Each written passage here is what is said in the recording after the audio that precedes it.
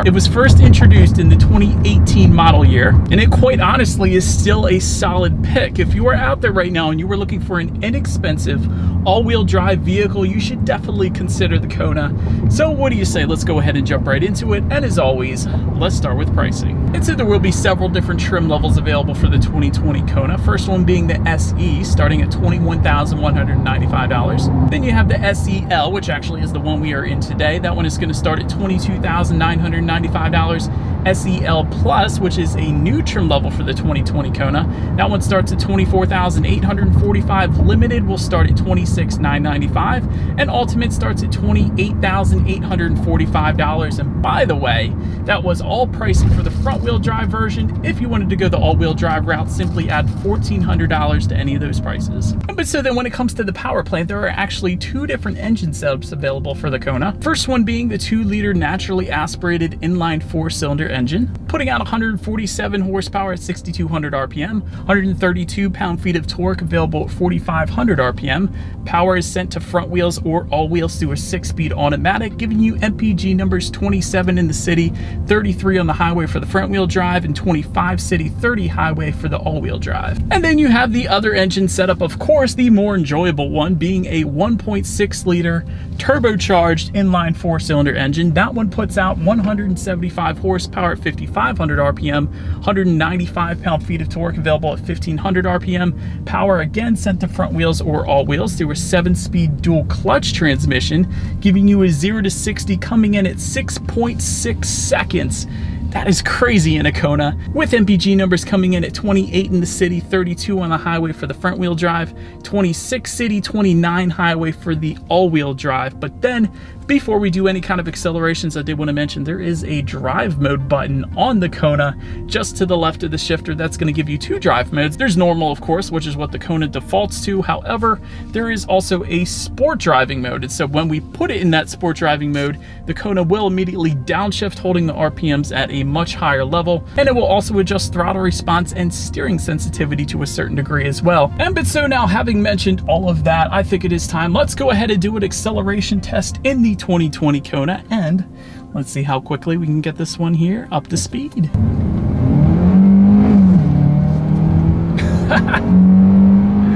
All right. It is loud, not the fastest thing in the world though, but then again, we do have the naturally aspirated setup as opposed to the turbocharged setup, so it's not going to be quite as fast as that one, and I got to say it could use a bit more power, so I'm gonna go ahead and recommend the turbocharged setup on this one at least. But still, if you were just using this for city driving, you don't need to necessarily merge onto the highway. Not that you would probably have any issues, but still, it is definitely, with the naturally aspirated engine setup at least, it's not the quickest car in the world there. But so then to go along with that acceleration, as always, braking is equally important. And so as expected, you will find 4-wheel disc brakes that will come standard on the Kona for all trim levels. And so far in my short little driving stint today, I've had no issues with the braking feel. And Hyundai has traditionally been pretty good with the braking feel. I've never had any issues personally with any spongy brake pedals or anything like that. Touching on suspension and handling a little bit, the suspension is actually, this is one of the main things, one of my pet peeves with the Kona. The suspension is going to differ substantially if you go with the front wheel drive versus the all-wheel drive setup for the Kona. And so let me explain here. Up front, you will get an independent McPherson strut front suspension regardless of which setup that you go with. However, in the back, this is where the suspension greatly differs. In the back, you will get, for the front wheel drive setup, a coupled torsion beam rear axle. However, if you went with the all-wheel drive, you're going to get an independent multi-link rear suspension, which is not only going to lead to better ride quality, but much better handling as well. Therefore, for what it's worth, in my opinion, the all-wheel drive setup is certainly the route to go with the new Hyundai Kona if you value things like ride quality and handling. But nonetheless, either way, you will get front and rear gas pressurized shock absorbers. And so as far as the ride quality goes, I've had no issues with the ride quality. It is a little bit firmer than some of the other SUVs that I've driven, like for instance the Santa Fe that I recently reviewed, but still, it is definitely doable. So I suppose it is as expected for the Kona. When it comes to the steering feel, it is actually a noticeable difference between the sport and normal driving mode. So if you did enjoy a little bit heavier of a weighted steering wheel, go with the sport. If not, simply just leave it in the normal driving mode. When it comes to cabin noise, again, it is as expected for the Kona, no issues there. And then touching on visibility is certainly not bad. That second row headrests do protrude up, and they kind of hinder visibility. I suppose you could fold that second row down if you didn't have any rear passengers, but they do kind of hinder visibility ever so slightly. But having said that, when it comes to forward visibility, there is a head-up display available with the Ultimate trim level, so that's going to help you keep your eyes on the road a little better. Again, we don't have that today, but that is going to be there for you if you wanted it. But enough with the driving dynamics, you guys. Let's go ahead and make our way to the exterior and check out this new bi-colored 2020 Hyundai Kona. And so starting up front, you will find projector headlights with LED daytime running lights. And the interesting part about the Kona and a lot of the recent Hyundais is the daytime running lights are actually the top set of lighting, and just below, that is where you're going to find your actual headlights, your low beam and high beam headlights. So I always find that interesting. It's a cool little design element. I love the LED daytime running lights up top. They definitely look good, but LED headlights down below there, that is going to come with the limited and ultimate trim levels, and you will actually get the automatic feature for all trim levels in case you were curious. And since we actually do have the SEL today, I was going to mention just below all of that, you will find fog lights if you went with the limited or ultimate. And again, since we have the SEL, you are not going to find them on ours. But take a look in the middle there, you will find Hyundai's signature front grille. Always looks good. I know some people wondering just above that front grille if this is additional ventilation right there.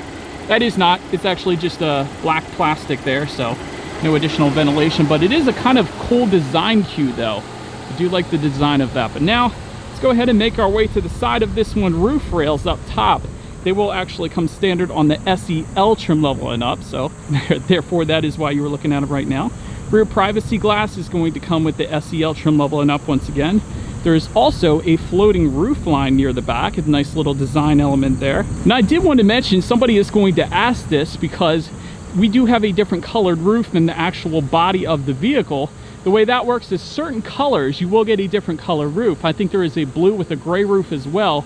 But today, of course, we do have the red exterior with the black roof. But depending on the color setup that you go with, that is an option. It is available for you there. But also, you guys could probably see there is a crease just above the door handles there.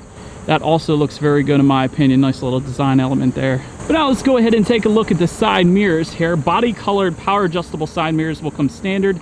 Heated side mirrors are going to come with the SEL trim level and up, and you will get integrated turn signals, you guys can see there.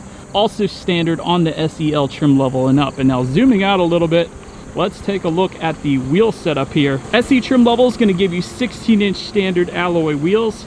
SEL trim level and SEL Plus is going to give you 17-inch alloy wheels.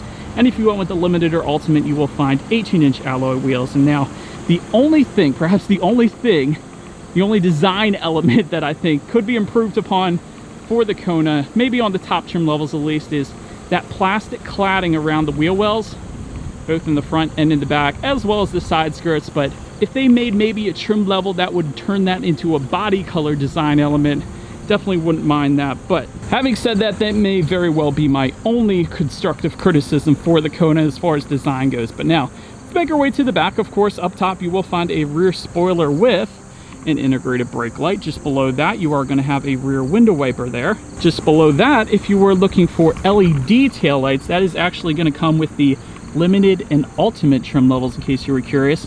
And they do have a nice sleek look to them, and that's where you're going to find the turn signals, as you guys can clearly see. As far as the rear bumper goes, upper trim levels are going to get some silver accent trim on the bottom part of that, although the SEL will not. And just below all of that, there is a single exhaust outlet down there, so you guys know what we have to do next. As always, here is that exhaust clip.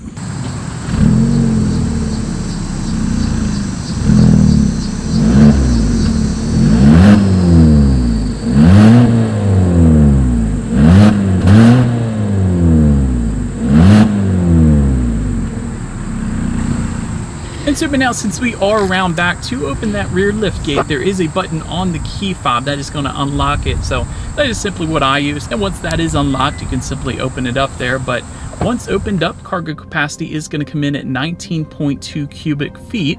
If that was not enough space, there is a 60-40 split, meaning you can fold those rear seats down, bumping that up to 45.8 cubic feet. Did want to also mention in the cargo area there is some in-floor storage. That's always convenient, as well as some grocery hooks and a 12-volt power outlet. And that is all pretty standard these days, but that's always nice. But making our way up to the rear legroom, that comes in at 34.6 inches. So for reference, I'm an even 6 feet tall. This This is how much space I have back there. Those rear passengers are actually also going to find a rear center armrest with cup holders. However, maybe a constructive criticism of the Kona, there is no rear ventilation. However, on the other hand, some will say the Kona is a crossover. It is small enough that you don't actually need it. So one would think the ventilation up front would easily travel to the back, so those rear passengers would be just as comfortable. But did want to mention it because a lot of crossovers and SUVs, you will have rear ventilation to keep everybody comfortable. But other than that, the rear seats were pretty comfortable overall. But making your way to the front seats, cloth surfaces will come with the SE, SEL, and SEL Plus trim levels. Leather surfaces are going to come with the limited and ultimate trim levels, and with those two trim levels, actually, an 8-way power adjustable driver's seat will also come standard with power lumbar as well. And if you went with the SEL trim level, which is the one we have today, you will actually also find heated front seats, both driver and passenger, in 3 different stages, and those buttons are going to be located just to the left and the right of the shifter there, so that's going to be there for super cold days in Pennsylvania, of course. But then take a look up front at the steering wheel. It is tilt and telescoping for all trims. It will come leather wrapped for the SEL trim level and up. As far as the bolsters go, they are quite comfortable, not too thick, but not too wimpy either. So it is pretty much as expected for the Kona. Then when it comes to the startup, let me first start by showing you guys the key here. You do have your Hyundai logo on the one side end. When you flip it over, lock, unlock, and again, that button to unlock the rear hatch there, but it is actually going to be a push button start if you went with the SEL trim level and up. So all I am simply going to do is simply put my foot on the brake and press that engine start button, which is actually located just by the driver's right knee there. But so then once started up, tachometer is on your left, speedometer is on your right. There is a small digital display front and center, giving you things like how many miles you have left until you hit empty, outside temperature, and there's a ton of other things you can scroll through too. And to do that, there's actually steering wheel mounted controls on the right side there, but it's also going to give you things like your safety features, also when you need your next oil change, that's always handy. Trip A, Trip B, and there is a digital speedometer, which is what I would personally leave it on, so that is all very well laid out up there. But now taking a look at overall interior quality, wireless phone charger is going to come with the SEL Plus trim level and up. And really, in my opinion, what I found doing my research here, the SEL Plus trim level, that is probably the main addition to that particular new trim level for 2020 is the wireless phone charger. So if you wanted that at the cheapest price possible, SEL Plus is where you want to be. HomeLink controls are going to come with the limited and ultimate trim levels, as well as a power sunroof for those two. If you wanted the power sunroof, however, with the SEL trim level, you can get it as an available option. But just in front of the shifter, there's actually a bunch of different hookups. You have 2 USB outlets, auxiliary port, 12-volt power outlet. Just above all of those hookups, there is a small cargo area. You almost would not even expect to be there, but it is, and that's pretty cool. That's going to be there for you. Just behind that, there is an all-wheel drive lock button just to the right of the shifter. I did want to mention that because I have that on my Hyundai Santa Fe. I have used that plenty of times when it has snowed here in Pennsylvania. It definitely powered through the snow every single time very nicely. So I would recommend that for when it starts snowing. If you went with the all-wheel drive model of the Kona, that is. Just behind that, you'll find 2 cup holders, and just behind that, there is a center armrest for the driver and passenger, and there is a decent-sized cubby area just underneath, of course, as well. But now let's make our way to the tech display, and this is one thing Hyundai always gets right, one of the easiest systems to use. But of all the manufacturers I have used, this is seriously one of the easiest ones that I have come across. But 7-inch color touchscreen display will come standard with all trim levels, but the Ultimate. The Ultimate is actually going to give you an 8-inch color touchscreen display, and with that upgraded display, you will get factory navigation with that as well. However, I really don't think you need factory navigation system in this age anymore. Reason being, because with the 7-inch color touchscreen display for every single trim level, you will find Bluetooth and audio streaming as well as Android Auto and Apple CarPlay. So if you don't have a smartphone, then you might need factory navigation system. But if you do have a smartphone, simply hook it up to the Kona via USB cable. I was telling you about those USB outlets,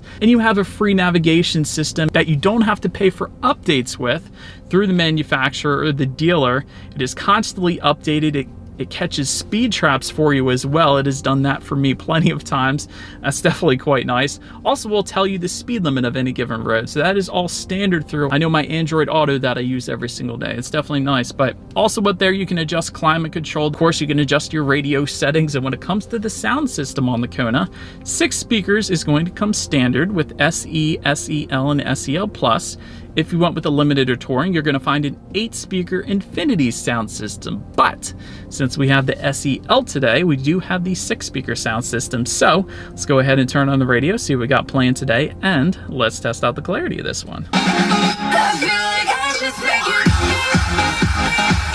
Honestly, it's pretty much as expected for the Kona. It's not bad. It doesn't have a ton of bass. It's not going to be quite as good as the 8-speaker Infinity sound system, but it is honestly just enough for the Kona. So if you went with the 6-speaker sound system, it's definitely going to get the job done. If you're more into music and rocking out, go with the 8-speaker Infinity sound system. But so then last thing on the tech display I wanted to mention is when you do put the Kona in reverse, you will find a rear view camera for every single trim level, letting you know who or what is behind you, which as always is going to lead us into safety. And so to start, there are front side and side curtain airbags. In the back, you're going to have latch, aka lower anchors and tethers for children for the rear car seats. Also back there, rear child door locks as well as a tire pressure monitoring system that will also come standard. But another thing Hyundai does really well is standard safety features. They will include for every single trim level, lane keep assist, forward collision avoidance assist, and driver attention warning. The driver attention warning I remember first seeing on Mercedes-Benz. It is now trickled down for every single trim level for the Hyundai Kona. That is pretty sweet. Anyways, SEL trim level then is going to add a blind spot monitoring system. That is the little car's icon in the side mirror there. So that's going to let you know when you're on the highway if somebody is in your blind spot so you don't go turning into them.